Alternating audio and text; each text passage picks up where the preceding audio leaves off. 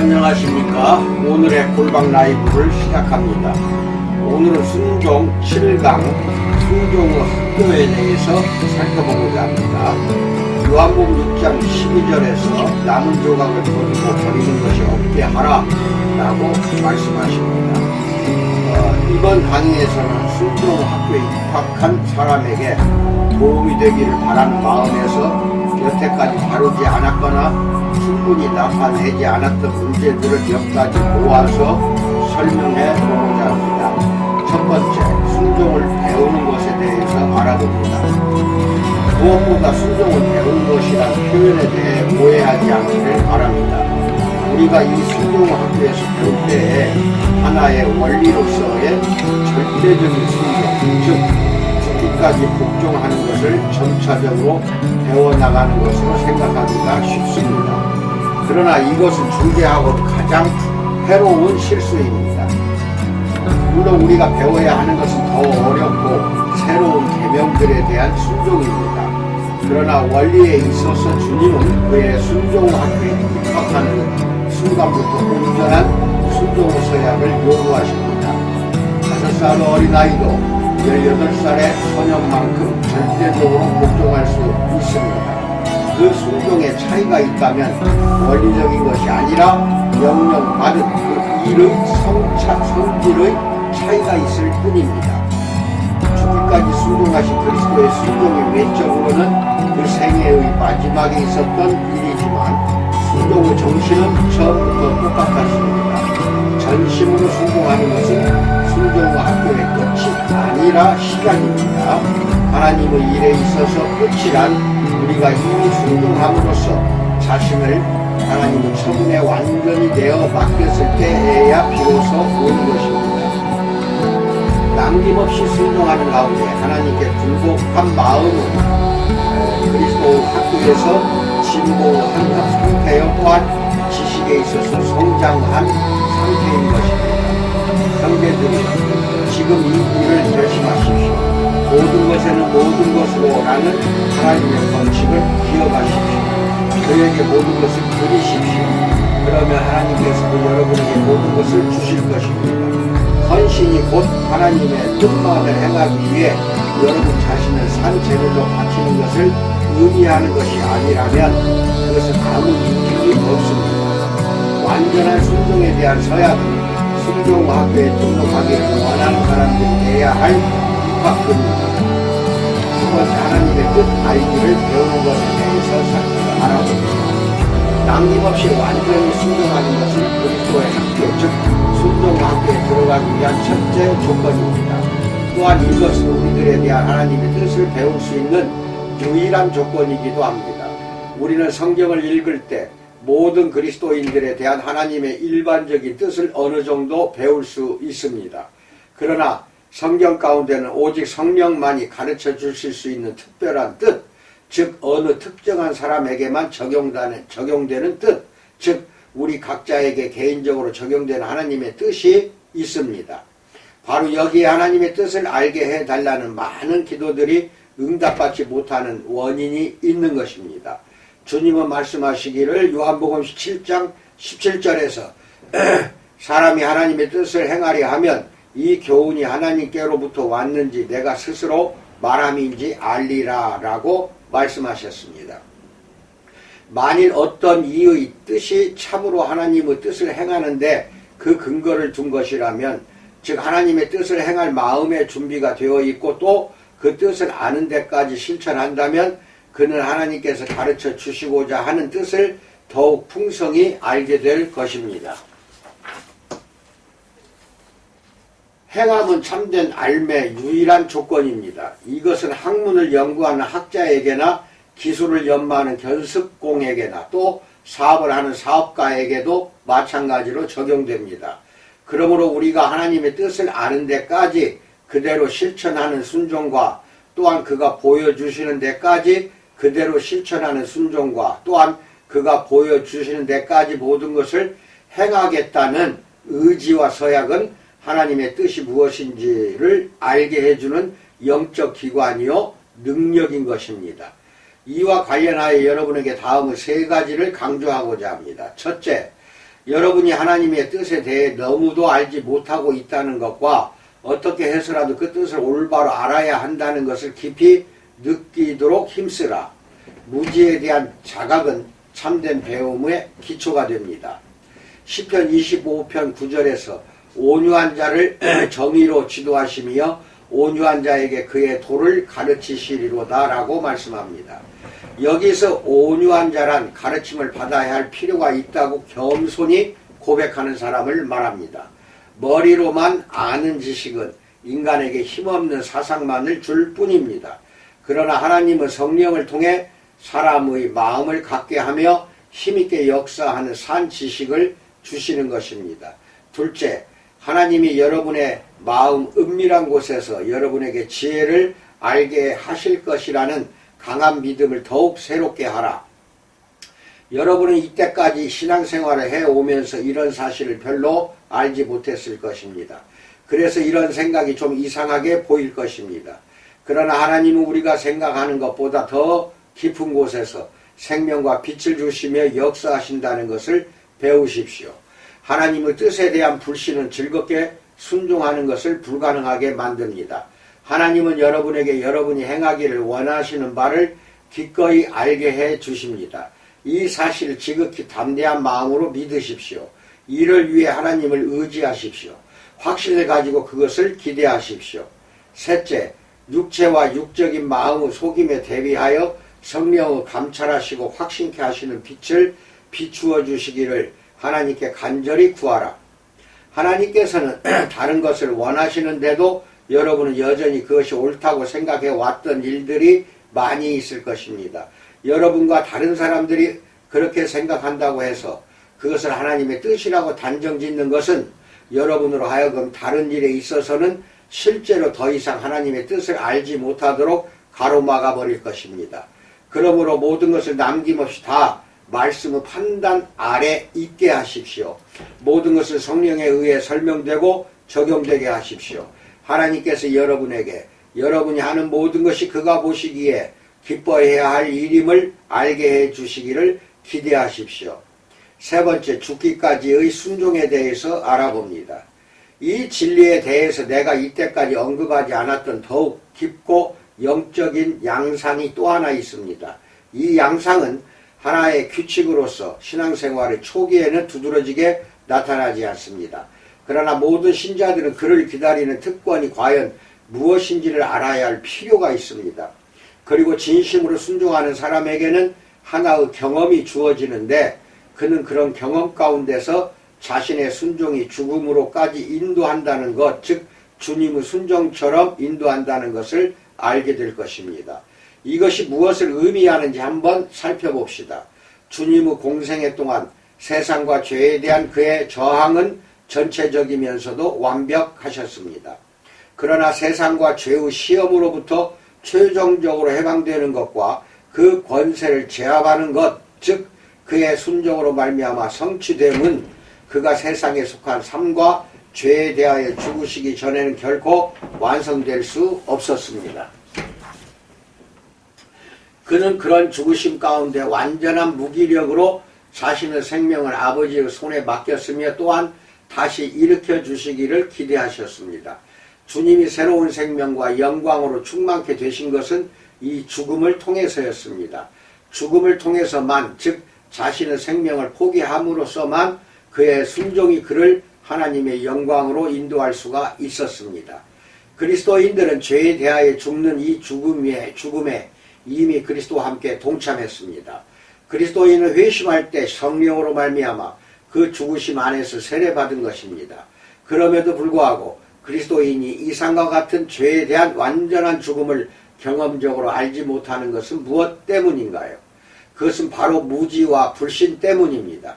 그러나 성령께서 신자에게 그가 예수님 안에서 무엇을 소유하고 있는지를 나타내 주시고 또 그가 그것을 믿음으로 소유하게 될 때 성령은 죽음에서 그리스도를 살리셨던 것과 똑같은 능력으로 그의 속에서 역사하실 것입니다. 그리스도의 죽으심은 자신의 삶을 완전히 중단하는 것이었으며 그의 영을 아버지의 손에 맡기는 것이었습니다. 이것은 내 생명을 내 손에 내어 맡기라는 아버지의 명령을 완전히 성취하는 것이었습니다. 그는 무덤 속의 자기 망각에서 나와서 아버지의 영광으로 들어가셨습니다. 그리스도인들이 부르심을 받은 자라는 바로 이런 교제의 자리입니다. 그러나 우리가 남김없이 순종한다 할지라도 아직도 우리 속에는 자신과 자신의 뜻만을 추구하려는 숨은 요소가 남아있음을 느낄 수가 있을 것입니다. 하지만 우리가 이런 요소에서 해방되기를 사모한다면 또 이것이 죽음에 의해서만 제거할 수 있음을 성경에서 배우게 된다면 성령께서는 우리가 그리스도 안에서 참으로 죄에 대하여 죽었다는 것을 공언하도록 우리를 도와주실 것입니다. 또 주님의 죽으심의 능력이 우리 속에서 힘있게 역사할 수 있다는 것을 더욱 온전히 공언하도록 우리를 도와주실 것입니다. 그래서 우리는 죽기까지의 순종, 즉 자신을 아무것도 아닌 것으로 여기는 자기 자신에 대한 완전한 죽음까지도 기꺼이 원할 수 있게 되는 것입니다. 이런 가운데서 우리는 그리스도의 생명에 온전히 들어갈 수 있게 될 것입니다. 자신에 대하여 완전히 죽어야 할 필요가 있음을 아는 것과 이런 죽음을 원하는 것과 자신을 완전히 비우도록 인도하심을 받는 것 등은 우리의 순종이 배워야 할 가장 높은 차원의 교훈입니다. 이에 대하여는 여기서 더 이상 확대시킬 필요가 없습니다. 나는 하나님 자신이 적당한 때에 신실한 자들에게 가르쳐 주실 교훈에 대하여 이만큼 언급한 것으로도 충분한 줄로 생각합니다. 네 번째, 양심의 소리에 대해서 알아봅니다. 하나님의 뜻을 아는 데 있어서 우리는 양심이 차지하는 위치를 알아야 하며 양심에 그 합당한 지위를 부여해야 하고 또 그 권위에 복종해야 합니다. 우리가 무엇이 옳고 선한지를 판단하는 일에 있어서 자연의 법을 통해 분별할 수 있는 일들이 많이 있습니다. 그런데 가장 열심히 있는 신자들 중에서도 어떤 사람은 이 법, 즉 자연의 법에 순종할 필요가 없다고 생각합니다. 그러나 생각해 보십시오. 만일 여러분이 적은 것에도 충실하지 않는다면 누가 더 큰 것으로 맡기겠습니까? 하나님께서는 맡기지 않으실 것입니다. 양심의 음성이 여러분에게 더 좋고 더 고상한 행동의 방향을 말해주는데도 단지 자신에게 더 편안하고 만족스럽다고 해서 다른 방향의 행동을 택한다면 여러분은 자연을 통한 하나님의 음성에 불순종함으로 말미암아 성령의 가르침을 받을 자격을 잃게 될 것입니다. 양심이 지지해주는 바를 따라 가장 좋고 옳은 것을 행할 수 있는 의지는 곧 하나님의 뜻까지도 행할 수 있는 의지인 것입니다. 로마서 9장 1절에서 바울은 기록하기를 내가 그리스도 안에서 참말을 하고 거짓말을 아니하노라. 나에게 큰 근심이 있는 것과 마음에 그치지 않는 고통이 있는 것을 내 양심이 성령 안에서 나와 더불어 증언하노니라고 말합니다. 성령은 양심을 통해 말씀하십니다. 여러분이 양심에 불순종하고 양심을 상하게 한다면 이것은 곧 하나님으로 하여금 여러분에게 말씀하실 수 없게 만드는 것입니다. 하나님의 뜻에 대한 순종심은 양심의 소리에 대해서도 민감한 관심을 갖게 합니다. 이것은 먹는 것과 마시는 것, 돈을 쓰는 것과 오락, 잠자는 것과 마시는 것, 잠자는 것과 휴식하는 것 등에도 다 마찬가지로 적용됩니다. 모든 것을 하나님의 뜻에 복종시키십시오. 조지 밀러는 말씀을 사랑하는 것과 더불어 이 일을 70년 동안의 행복으로 삼아왔습니다. 그는 모든 일에 선한 양심을 지켰고 하나님의 뜻에 어긋난다고 생각하는 것을 더 이상 계속하지 않았습니다. 양심은 하나님께서 여러분에게 어떤 일이 잘못되어 갈 때 경고를 주기 위해 주시는 안내자 혹은 충고자입니다. 여러분에게 빛이 비추이는 만큼 양심의 귀를 기울이십시오. 또한 하나님께서 그의 뜻을 가르쳐 주심으로 말미암아 여러분의 양심에 더 많은 빛이 비추기를 구하십시오. 그리고 그 빛에 따라 행동하고 있다는 양심의 증거를 얻도록 노력하십시오. 양심은 여러분의 격려자와 조력자가 될 것입니다. 또 양심은 여러분에게 여러분의 순종을 하나님이 받으신다는 확신을 줄 것이며 하나님을 아는 지식이 점점 자라기를 원하는 여러분의 기도를 하나님이 들으신다는 확신도 줄 것입니다.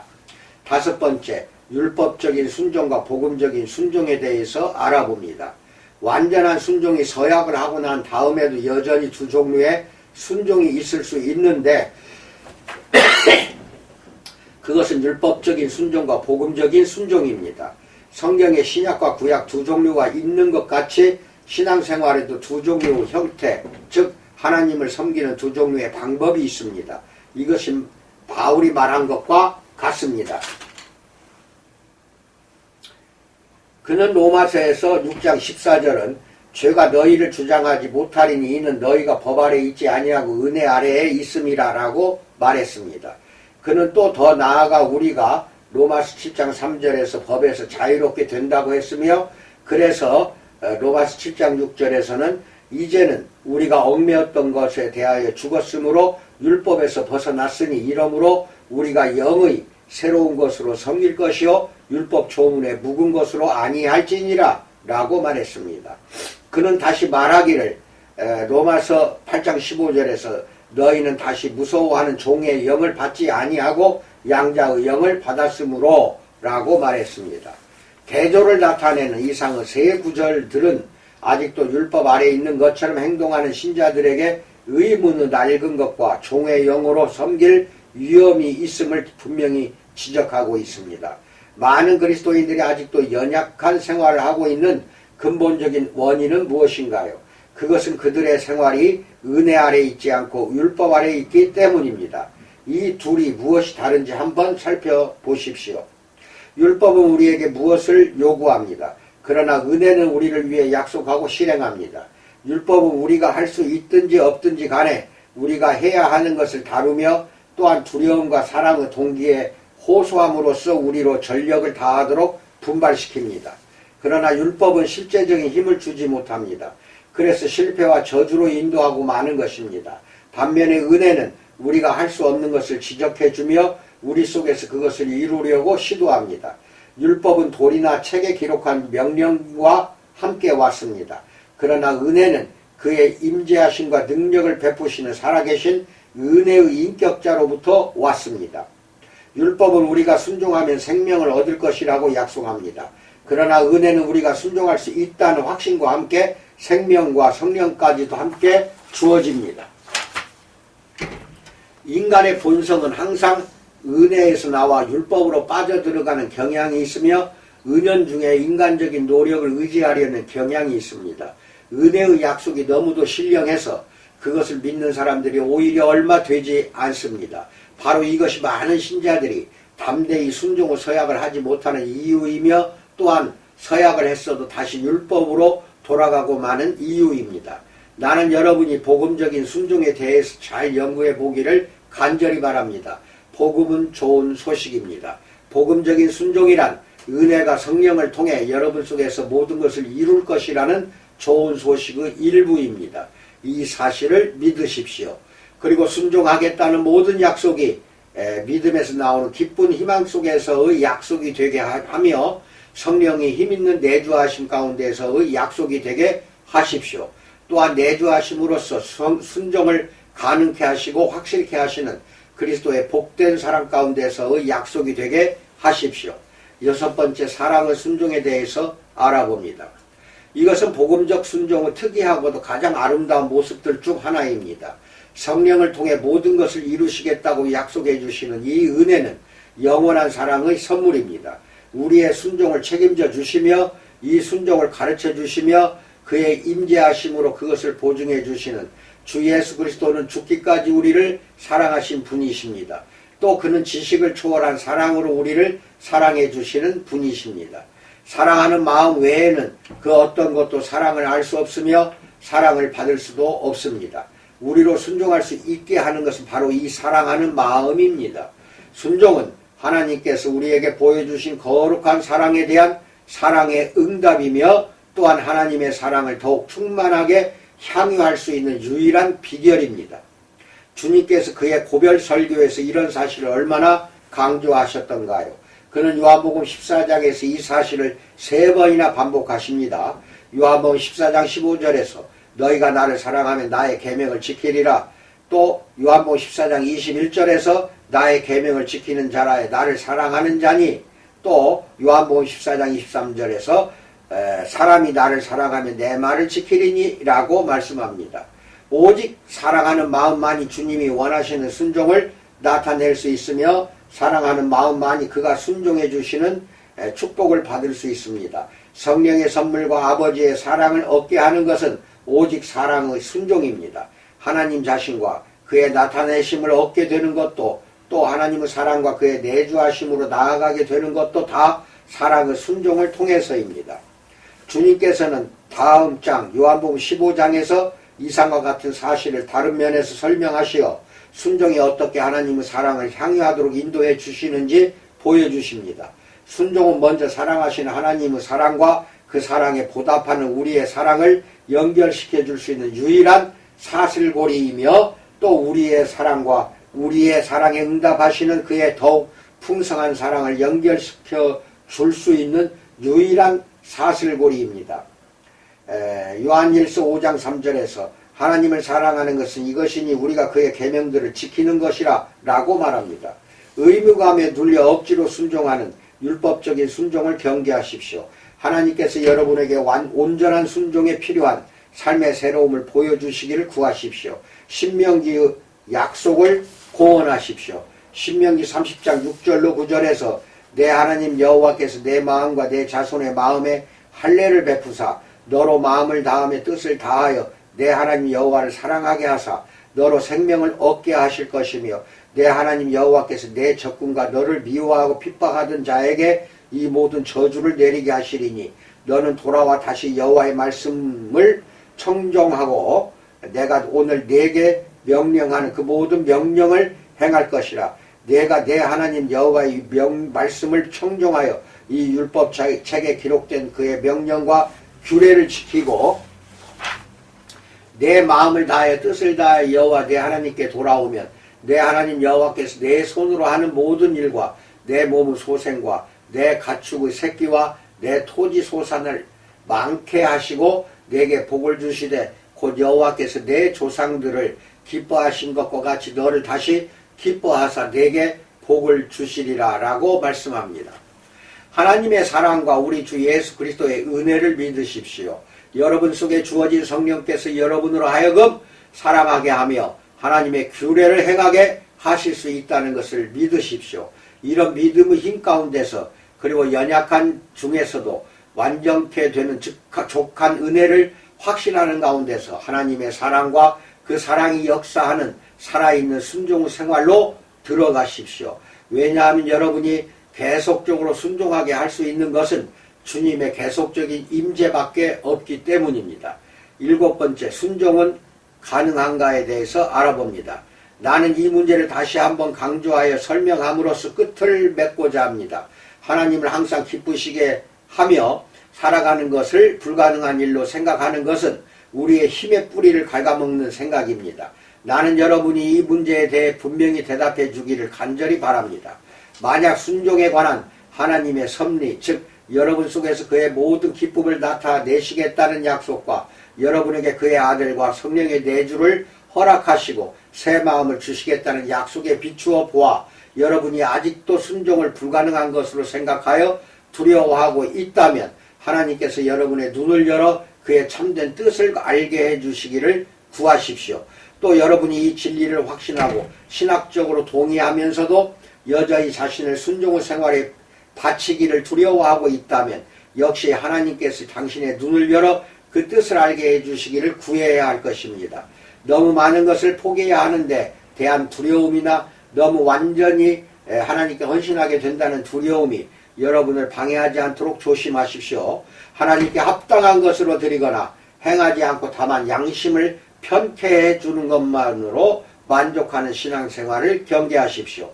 그리고 무엇보다도 하나님을 제한하지 않도록 조심하며 그가 할 수 있다고 또 행하리라고 말씀하신 것을 믿지 않음으로 말미암아 그를 거짓말하는 자로 만들지 않도록 조심하십시오. 순종학교에서 우리의 연구가 유익한 것이 되려면 다음의 사실이 마음판에 기록되기까지 결코 중단하지 말아야 합니다. 하나님께서 내게 요구하시는 모든 것을 매일 순종하는 것은 가능한 일이다. 나는 매일의 순종을 위해 그의 능력 안에서 나 자신을 그에게 드린다라고 서약하십시오. 그러나 한 가지 조건 위에서만 가능하다는 것을 명심하십시오. 여러분의 결실과 노력의 힘에 달려있는 것이 아니라 그리스도의 끊임없는 임재하심과 성령의 계속적인 가르치심에 달려 있습니다. 여러분 속에 살아계신 순종의 주님이 여러분의 순종을 확보해 주실 것입니다. 순종은 그의 교제하심 가운데 여러분에게 하나의 사랑과 기쁨의 삶이 될 것입니다. 아멘. 이상입니다. 순종 오늘까지 7강입니다. 내일 또 합니다. 얼마만큼 중요한지 이 순종이라는 것이 누차 말씀드리지만 성경 66권 창세기부터 요한계시록까지 꿰뚫고 있는 것은 딱 하나밖에 없습니다. 순종입니다. 이스라엘 백성들이 이 순종하지 않음으로 인하여 온갖 고난과 고통 속에서 살아왔고 우리도 역시 순종하지 않으면 그렇게 된다는 것을 구약을 통해서 우리는 배우게 됩니다. 여러분 코로나로부터 항상 조심하시고 건강한 삶, 주님의 은혜 속에서 복받는 삶 향유하시기를 간절히 축원드립니다. 감사합니다.